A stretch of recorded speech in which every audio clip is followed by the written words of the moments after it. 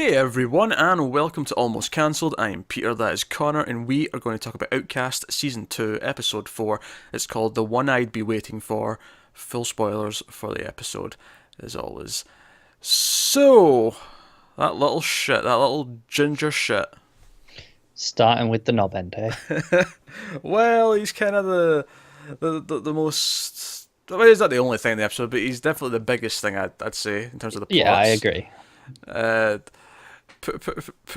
so we start with. Do you know what this opening reminded me of? Actually, this opening with Trisha and her Hmm. going about this routine where Willie's missing. She's putting out his favorite sandwiches, and what turns out not to be his favorite chips, but his favorite, like it's like a cheesy sort of snacks, Yeah, and she's putting these out for him, and it gets to a certain time, she throws it out and puts out a fresh set in case he comes in during the night, in case he comes home.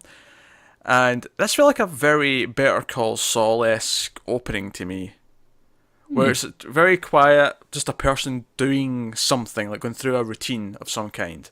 yeah, It was very Vince Gilligan-esque in that yeah. I sense. know what you mean. Uh, but of course, he does turn up. He's not particularly impressed. He's still got his two-face thing going. He complains about the food that's been left for him, and he calls the Reverend, and the Reverend, despite saying I'm going back to the station, and Kyle goes with him, and despite like, all right, we're not going to do it, and he of course they end up. He gets actually no, that's later on. I'm mixing my things up here. Sorry, but he gets a call. He gets a call from the little shit, and it's implying danger. It's implying sort of threat, kind of in a Yeah, mild way. By the time he gets there, of course, Trisha has been stabbed to death. She's not quite dead yet, but she is on the verge of dying from she's her bleeding wounds. out. She's bleeding out on the floor, and it's pretty brutal, and it cements him as this villainous character because he's proper. Because in the last episode, he couldn't kill the other person. Like he was tasked with doing it, and he couldn't do it. But we're seeing here that it's been made a little bit more personal. Like he's almost in a way to prove his devotion Yeah, to evil. He has went to the most extreme lengths imaginable to killing yeah. his own mother. I think it's funny because I think we said last week that we expected this to happen, but not this soon. I don't think. I think this was something we were expecting down the line. Yeah, we were expecting him to snap and go on this spree, and it's not quite yet. But not only does he kill her, he then spends the rest of the episode kind of almost like a super villain, Yeah, like it's proper goading, taunting. yeah, goading the Reverend out, trying to get him out of hiding. Like the cops are all looking for him because they know it's him that's killed her, but he like and the Reverend, despite promising, oh, he's not going to go and do something stupid, because he goes to the church and he's there and he almost gets burned alive, and uh, after this, like Kyle, Chief Giles, they're like, look. And actually, I really like Chief Giles' little angry speech to the Reverend about how he stuck up for him when he first got the job there, and how there was like a bunch of racist shit like up on his walls from graffiti and all that kind of thing, and how he stood up for him and how he became his friend because of that. But then the little joke at the end about the, I'm thin on friends, especially ones that I can beat in poker. Uh, good little joke. My favorite bit was when the Reverend wanted to use himself as bait, and he was like, "No, no, you screwed this up. You're just going to get in the way. Go and wait at the station." Actually, more specifically, he says because the Reverend gives him a choice: either you're using me as bait, or you're putting me in a cell to kill off. He's like, between those options, I know what one I'm picking because Yeah. you almost burned someone alive last time you tried to help.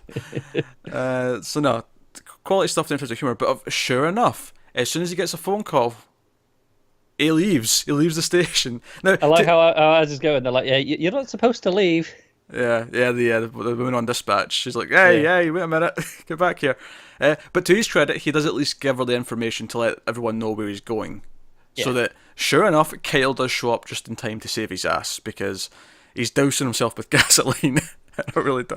And again, this is going back to this super villain turn here. You know? Yeah, yeah. Proper is like crazy evil levels. Yeah, he's like a proper evil Batman villain here. Douse just having gasoline. I'm going to throw this flare at you, and you can feel what I felt. That's pretty much what it is. Yeah, So, yeah, obviously at the end, Sydney manages to track him down and he gets out of dodge, but Kyle shows up in time to save the Reverend, and that's kind of that plot. I I really liked. I liked the whole episode. Actually, it's probably the strongest one of the season. But I really liked the. It almost feels like the Reverend's descending into madness. Like things keep getting darker. He keeps messing up, and the way he's like determined to try and like fight back in this, Yeah. is great. And actually, just to go back to how evil the little shit is when he says something like, "Oh, you're going to pussy out and give me your forgiveness like she did." Was the line, and it was like, "Oh man, like he is so far gone at this point." Yeah. It's one of those things where he's not got a demon in him. He's just human evil. Yeah, So he's regular evil. so it's worse. That was kind of, to bring up Buffy, as I often like to do. That was kind of one of the things in Buffy they could do to really make your skin crawl, is when they'd have a human just be evil. Like, oh, he's not a vampire, he's not a demon, he's not possessed or anything like that. He's just a person who made this choice, and it works. So that was obviously I'd call that the main plot of the episode. But obviously the two other subplots we had in this one were Megan with Holly trying to deal with things, and it's kind of this little mini arc here where Holly kind of blames her mother, is kind of scared of her mother to the point where she tells a stranger that her mother's a murderer, and obviously this don't go down so well. They don't want to go back to the home. They end up going to Megan's mother's house. Yes. And we get a little bit of confrontation there because we knew that they took in foster kids. We heard a lot about this during season 1, but it all also kind of wraps up in a kind of where Holly's like, because Megan at one point says, "Look, you try to get me to like thrown away. Like you're going to go and live with strangers if you get me, if you put me away. If you tell people I'm a murderer, I'm not going to be able to look after you." Like, that's how it works. And she comes to realize this, but there's this really sort of somber, bittersweet moment where Holly kind of turns around and says, "No, I don't want you to go away. You're not going to leave me," and she lets her sort of sleep in the same bed with her at the end of the episode, and that's all fine. But it is this kind of weird thing where she's like, "I'm going to pray so the monster doesn't come back," kind of thing, and you see the worry on Megan's face that maybe could it come back. Yeah. And she has that great moment in the fast food place where she recognizes the waiter, the guy who she's seen the night she was possessed. Yeah, that fragment of memory is kind of the worst part, I think. Yeah, because she remembers what it felt like. She's having this like just what it felt like to be that, like, to not have that control. And I think sitting so close to her daughter as she remembers what that felt like is probably a really, really terrifying thought. Yeah, you'd have to imagine so. Yeah. So, but like I say again, they're bringing up the idea of can it come back, and if that feels real, like the theme of the season so far. Yeah, but I like that they don't know. Like she's genuinely terrified, and we don't know either. Can it come back? Yeah, I don't know. We have no idea. It's a good mystery. Yeah. So she's terrified, and I think it's interesting. Like I wonder at what point will Megan accept what's going on to a point and accept help from Kyle. Like he clearly knows what's going on. She's at least heard that both Kyle's wife and mother have both went through this. At what point does she accept that, okay, he can help with this, he has some experience with this, I can't just shut everyone off? Something else has to happen still for that. Oh, you think something else bad's going to happen? I think something else has to happen for her to come to that realization out of desperation. Yeah, I can see it. Broken Megan is actually a lot more interesting than I thought it was going to be. I think I came into this season thinking, oh, her sitting there staring at a window, like if it's going to be that for however many episodes, could get a little bit old, but they've moved it quite quickly, haven't they? I think they've moved it quickly, but I think looking at it through the eyes of her daughter is actually a really good way of doing it. Because her daughter, not only is it this innocent point of view, she's also the very kind of plot element that will force her into action, that will force her to snap out of things because, oh shit, I need to be strong for my daughter. Like, she's the very thing. So going from her point of view means that we are seeing it from the person who will also snap them out of it. Like, we are through the eyes of the person that is the motivation, and therefore, like, as she's trying to like be a better person, she's trying to be a better person for us because we are through the eyes of her daughter. There's a good sort of audience connect going on there with that, from going from that direction, and I think that's quite smart. Obviously, the other stuff in this episode was Kyle, because obviously it's not an episode of Outcast without Kyle doing something. Now, funnily enough, because the Reverend's so off the deep end, Kyle's actually being the voice of reason. He's even the one who's like, right, the three of us are in this, we're going to try and sort things out. Let's not do anything without everyone else knowing about it. You know, he's speaking with sense. He's speaking with... But he goes back to the junkyard guy and gets information. It all boils down to... The guy's kind of cryptic style. He talks about how they defeated this, but they didn't really defeat anything. Look, there's a lot of stuff defeated. It's still going on, so can't be that defeated. He made a promise to keep this woman buried. He mentions that his father probably left thinking that he'd be safe. Maybe he didn't know Kyle would also have this connection, this power. And if he is still around, is he still alive? Does he come back this season at a later date? That feels like a very season final reveal, doesn't it? And what's his reaction then to, like, if he doesn't know? Like, if he comes back and finds, oh shit, Kyle... I could have been here helping him, like, how to hone this and train him, and instead people think he's a nut job. Yeah. That's kind of on me. Oh shit, he had to beat the crap out of his own mother to survive as a kid. That's also kind of on me for abandoning him. Like, there's a lot of potential guilt there for Kyle's father should he reappear. There is indeed. Of course, from a plot point though, we find out that Kyle's father had this sort of small house, this shack, on the other end of town, on Shady Lane, which I thought was a little bit on the nose. With just a touch, with the naming.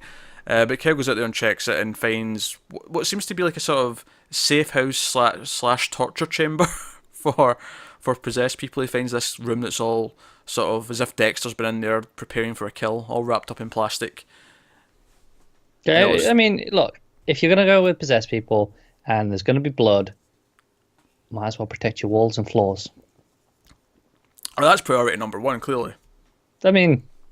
Any normal person thinks of that, right? I think any normal person isn't dealing with possessed people and butchering them on a regular basis to think of these concerns. Arguably, that is a fair point. Maybe I am unprepared, but there's no room in my house that I have deemed the murder room, where I feel comfortable murdering someone. The bathroom's probably the closest because it's the bathroom. Yeah. Yeah. But I have no preset destination in the house, just in case the need to murder someone arises. I mean, I don't yet. Notice the very similar hair to the evil person in the show. Just I want to point that out. Yes, very good. I want to point that out. Let's see, if I go in a fire, I'll go full supervillain, okay? Oh dear. So yeah, obviously this sets up some more of this backstory stuff. It's definitely an interesting new avenue for the show to take. We mentioned this last week when they brought it up. I was like, oh yeah, what about his father? We didn't really think about him. And so this idea that there was already this fight 30 years ago, it opens these new doors, as we mentioned, and this is kind of just poking at that. Of course, the main plot in this episode was more to do with the Reverend and all that stuff, but it was good. Obviously, we've lost Trisha, which I think was kind of inevitable. I feel like her purpose was always to die.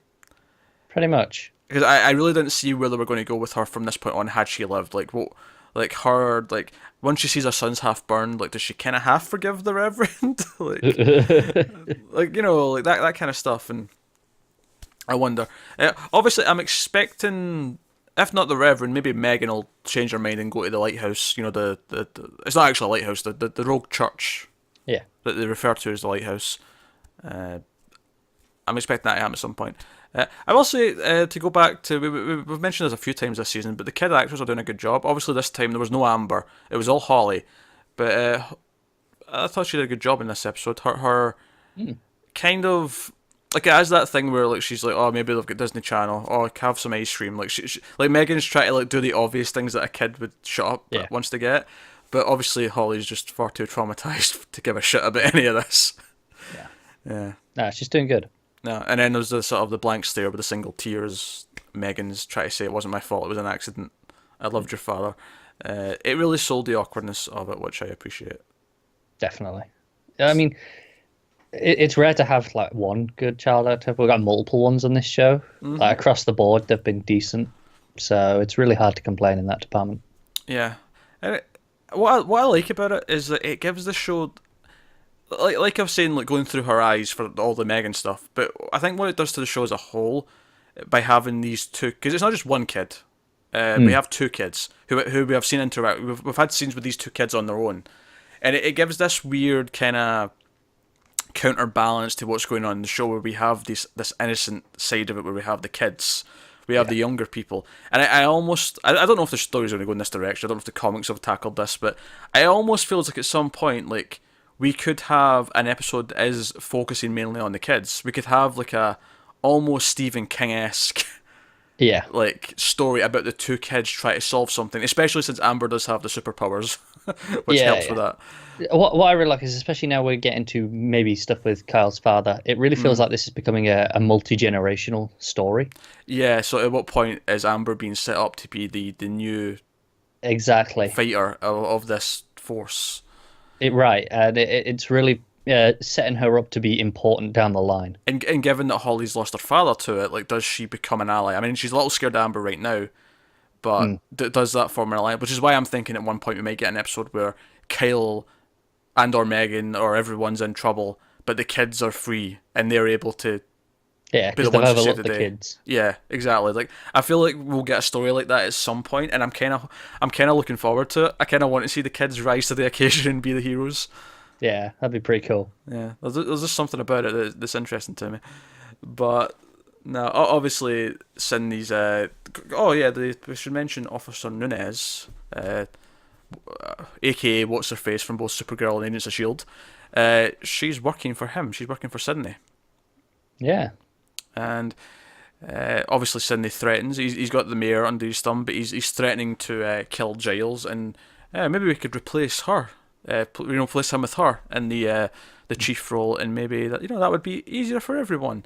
So even Giles is getting a target painted on his back now. So everyone's kind of at risk, and that's kind of setting us up for the season going forward. Yeah, pretty much. It makes sense to have, the threat level has to rise for everyone instead of just Kyle like it was for most of last season. Yeah, most of last season it was just him. Obviously, the Reverend was putting himself into situations as well with Kyle, but it was really Kyle where the threats were coming to. Yes.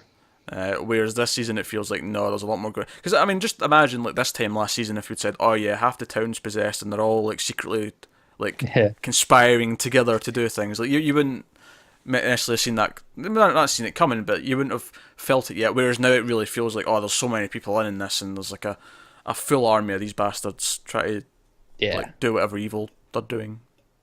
Which we still don't know about, because we really thought we'd get an answer to that at the end of season 1, and we still don't know what the ultimate goal is with Kyle.